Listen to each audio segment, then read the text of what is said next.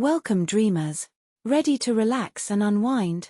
Get comfy and let our soft night tales take you to magical places. Enjoy. Imagine living in a world where the land itself feels alive, where every whisper of the wind carries a secret, and the skies above are filled with more than just clouds, they're filled with ancient powers, magic, and a deep, haunting mystery. In this world, one young warrior must confront the greatest enemy she'll ever face, her own fear. But will she find the strength to overcome it, or will it destroy her? Tonight, I'm going to share with you the story of Elysia, a young warrior from the cold, jagged highlands of Trelath, a place where magic runs as wild as the winds and as fierce as the blizzards that howl through the mountains. Elysia's journey isn't just one of survival.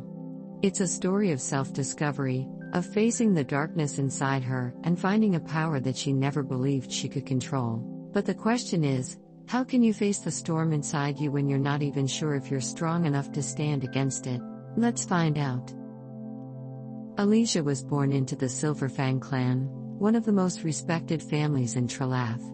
The clan's warriors were known for their strength, their unwavering courage, and their mastery of elemental magic. Fire, ice, and wind, these were the gifts passed down from generation to generation. But for Elysia, the magic was something altogether different. Something strange. Unlike her siblings, who could summon walls of flame or control the fierce winds of the highlands with a single thought, Elysia's gift was unpredictable, wild, and uncontrollable. Her gift was the ability to shift, to turn into any creature she could imagine. A bird, a wolf, even a serpent. She could change her form completely, her body becoming whatever her mind conjured. At first, it was exciting. The first time she turned into a wolf, her small body transformed in a flash of pain and wonder, and she ran through the woods, feeling the wind against her fur, the earth beneath her paws. She felt powerful, unstoppable. But then came the fear. She couldn't control it. When she became the wolf, she felt like she was losing herself. Like the creature she had become was trying to take over her. She could hear its thoughts, feel its instincts, the primal urges that came with the animal she had become. The longer she stayed in that form, the more difficult it became to shift back, to be herself. She would feel pieces of herself slipping away, lost to the animal's mind. So, she stopped shifting. She practiced her swordplay, trained in the ways of combat with fire and ice. Anything but the shifting. Anything to keep herself from losing control.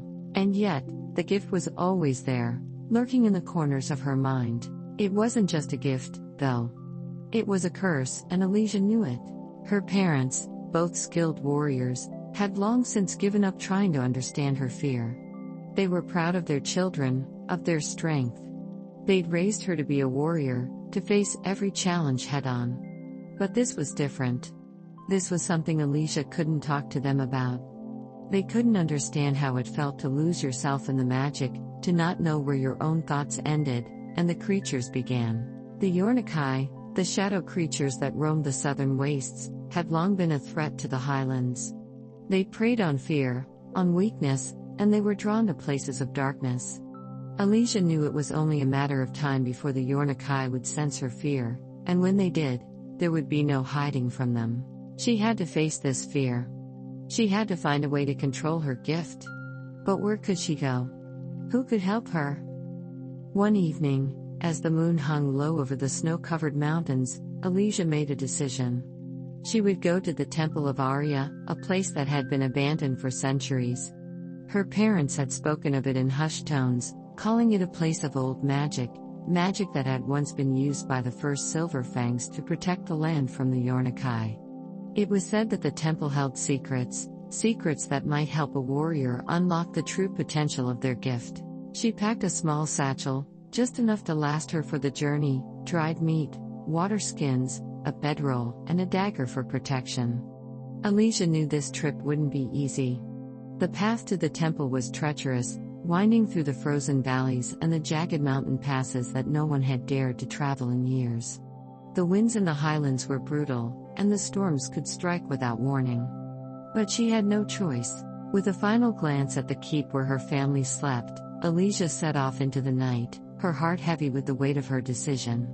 She couldn't keep hiding from herself. If she wanted to protect her people, to stop the Yornikai, she had to understand her magic. She had to learn to wield it, or else she would become its prisoner. The journey to the Temple of Arya was long and grueling. For 3 days, Elysia walked through snowstorms and icy winds, her skin freezing with each gust of wind. The silence was deafening at times, broken only by the crunch of her boots in the snow. At night, she would find shelter in caves or huddle beneath the bare trees, trying to sleep, but always restless, her dreams filled with shifting shapes and whispers that seemed to come from nowhere. On the second night, she felt it, the familiar tug at the edge of her mind, the pull of the shifting magic. She had been walking for hours, the snow falling in thick sheets around her, when the urge came. The urge to shift, to become something stronger, something capable of fighting the storm. It was as if the magic was calling to her, coaxing her to let go, to surrender to it. But she resisted. Elysia clutched the strap of her pack, her fingers frozen to the leather. She wasn't ready. She wasn't strong enough yet. The fear gnawed at her, like a cold wind in her chest. She could feel the creature inside her, urging her to transform. But each time she tried to listen, the fear grew stronger. Would she lose herself again? By the third day, she could see the temple in the distance, perched atop a cliff. The stone walls seemed to glow faintly under the pale light of the sun, and a strange warmth radiated from the ancient structure. Elysia felt a mix of awe and apprehension as she approached. She had come all this way to face her fears, to find the answers she so desperately sought. But as she stepped across the threshold of the temple, the air shifted. The cold outside seemed to fade, replaced by an eerie stillness. The stone floor beneath her feet hummed with ancient power. The walls were lined with carvings of old battles, of warriors who had long since passed, their faces frozen in stone. At the center of the room stood a pedestal, glowing with a soft golden light. Elysia's heart raced as she approached, feeling a strange pull toward it. She had heard the stories. The temple was a place of forgotten magic, a place where the first Silver Fangs had received their powers. But she had never imagined it would feel so alive. When her fingers brushed against the stone, a warmth spread up her arm, and the room seemed to pulse with energy. And then, the figure appeared. The figure in the temple was not like anything Elysia had ever seen.